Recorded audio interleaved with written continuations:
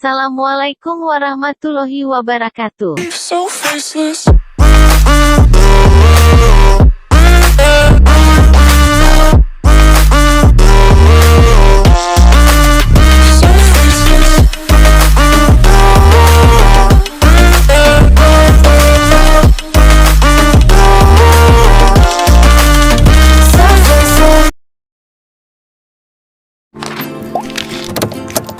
Pengertian dan sejarah optik.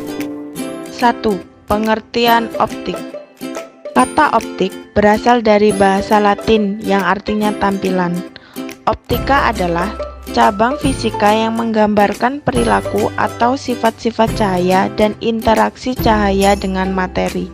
Menurut Kamus Besar Bahasa Indonesia, optik adalah sesuatu yang berkenaan dengan penglihatan, cahaya, lensa, mata, dan sebagainya. 2. Sejarah optik. Optik sudah dikenal sekitar tahun 300 sebelum Masehi, dengan bukti ditemukannya sebuah kanta optik yang berukuran sekitar 2200 tahun yang lalu di Baghdad, Irak. Kanta purba yang berukuran kira-kira 1 ibu jari tersebut ditemukan dengan sedikit retakan di bagian kacanya. Penemuan ini menunjukkan bahwa sejak zaman purbakala, orang-orang telah mengetahui cara membuat kanta dan mengaplikasikannya di kehidupan sehari-hari. Banyak sekali tokoh-tokoh yang berjasa pada perkembangan ilmu optika, di antaranya adalah 1. Euclides. Euclides ialah matematikawan dari Alexandria, dikenal sebagai bapak geometri, hidup sekitar abad keempat sebelum Masehi. 2. Johannes Kepler. 27 Desember 1571 sampai 15 November 1630. Johannes Kepler adalah seorang astronom Jerman, matematikawan dan astrolog. Dia paling dikenal melalui hukum gerakan planetnya. 3. Wigborg Sinnelius 1580 sampai 30 Oktober 1626. Adalah ilmuwan berkebangsaan Belanda dalam bidang astronomi dan matematika. Wigborg Sinnelius dikenal dengan hukum pembiasan cahaya. 4. Christian Huygens 1629 sampai 8 Juli 1695. Christian Huygens merupakan ahli matematika Belanda dan ahli fisika. 5. Anthony van Leeuwenhoek 1632 sampai 1723. Leeuwenhoek adalah seorang ahli fisika dan biologi, pelopor riset mikroskopik yang dilahirkan di Delft, Belanda. Macam-macam alat optik. 1. Mata. Mata merupakan bagian dari panca indera yang berfungsi untuk melihat. Mata terdiri atas beberapa bagian yang masing-masing mempunyai fungsi berbeda-beda, tetapi saling mendukung.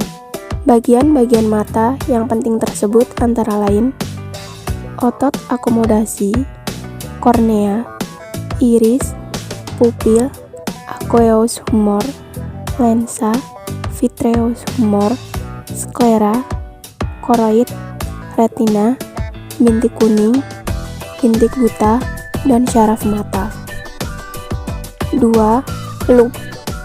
Loop atau kaca pembesar adalah alat optik yang terdiri atas sebuah lensa cembung. Loop digunakan untuk melihat benda-benda kecil agar nampak lebih jelas dan besar. Pada gambar di bawah ini, dilukiskan dua benda A dan B yang sama besarnya. Sudut pandang atau sudut penglihatan mata sebagai prinsip dasar kerja loop atau kaca pembesar.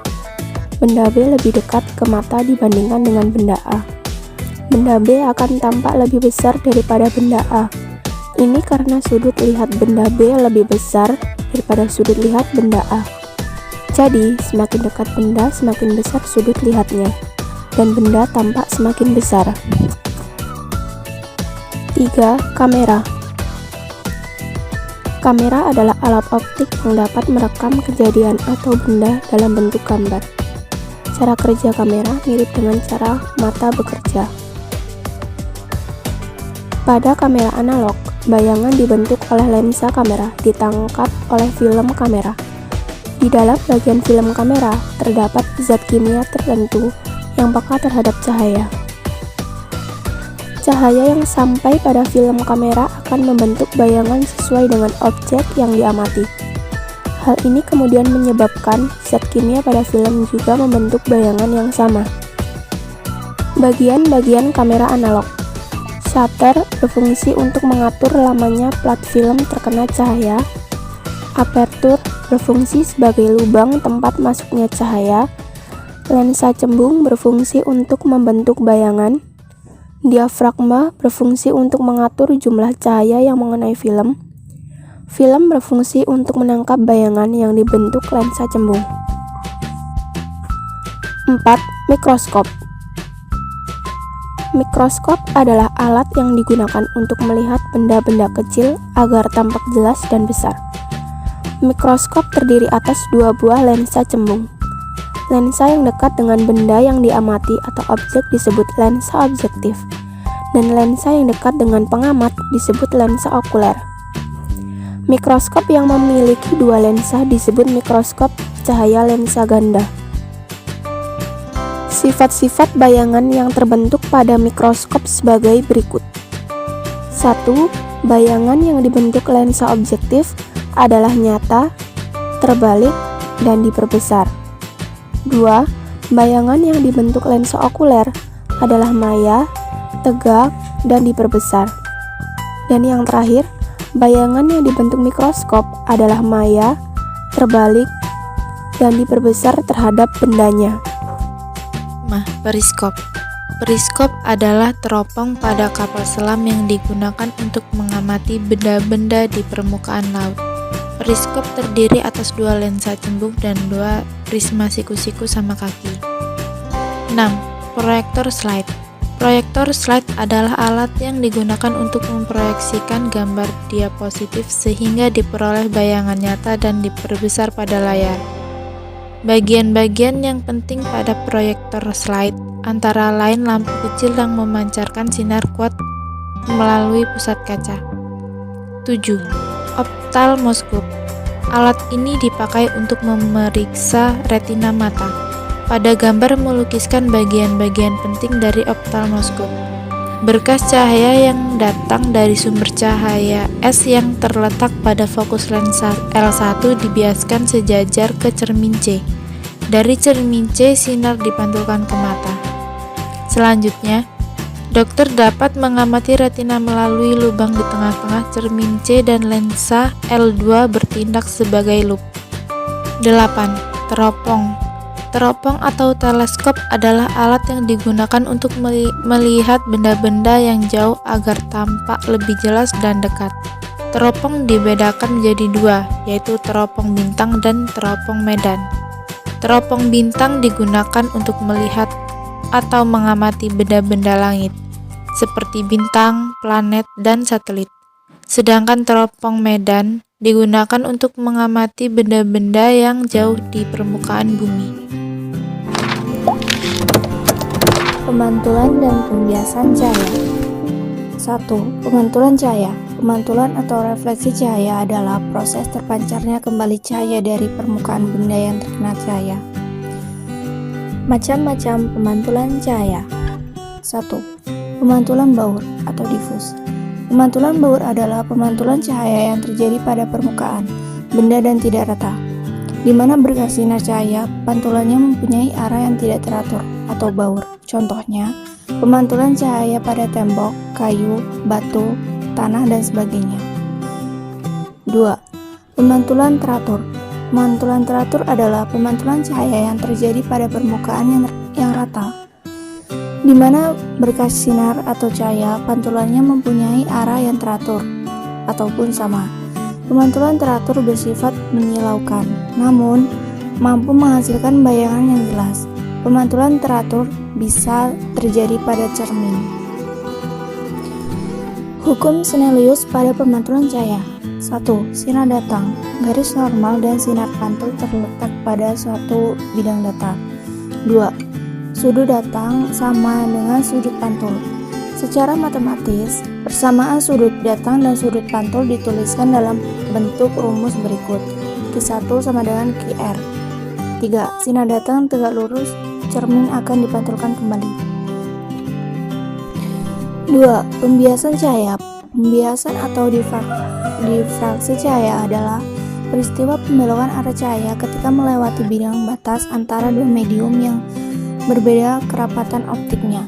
Syarat terjadinya pembiasan cahaya. 1. Cahaya merambat melalui dua medium yang memiliki perbedaan kerapatan optik.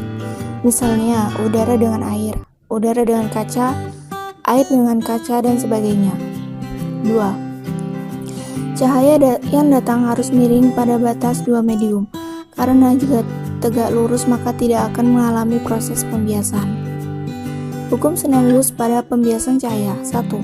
Sinar datang, garis normal, dan sinar bias terletak pada satu bidang datar. 2.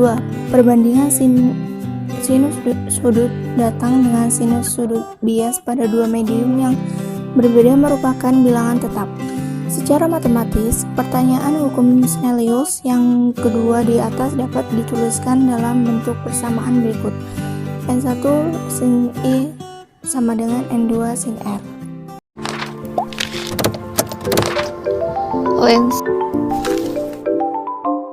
Lensa cembung positif. Lensa cembung merupakan lensa yang berbentuk bagian tengahnya lebih tebal daripada bagian tepinya. Lensa cembung bersifat mengumpulkan cahaya atau konvergen. Sinar istimewa pada lensa cembung. Yang pertama yaitu sinar akan datang sejajar. Sumbu utama lensa dibiasakan melalui titik fokus aktif f1.